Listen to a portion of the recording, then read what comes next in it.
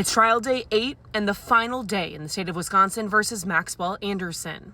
Anderson is accused of killing and dismembering 19-year-old Sade Robinson. Hi, my name is Jenna. I'm an investigative reporter here in Milwaukee, and I've been covering this case for the last 2 weeks. On Thursday, both the state and defense rested their cases, continued with closing arguments, and then the jurors went into deliberation.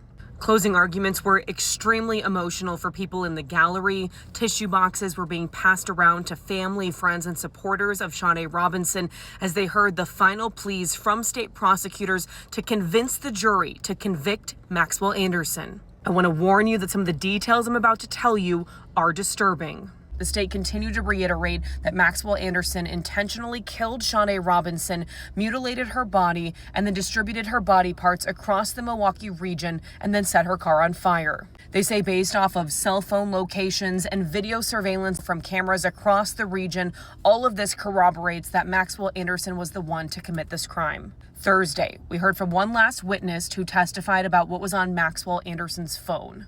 The state honed in on this in their closing arguments, and what was found on Maxwell Anderson's phone were photos of what appear to be Sade Robinson incapacitated at Maxwell Anderson's house the night she was killed. Despite not having a murder weapon, the state continued to push that Anderson killed Sade Robinson. For the defense's closing argument, attorney Anthony Cotton continued to reiterate that no weapon was found. Sade's blood was not found in Anderson's house, nor on any of his clothing. The defense brought up the phone locations and video surveillance that followed Sade's car, which prosecutors said Anderson was driving. But the defense explained to the jury that there is still no evidence to show that Anderson was driving her car ever. Thursday afternoon, we saw Maxwell Anderson's mom and dad say goodbye to him, his dad waving to him and his mom blowing him a kiss.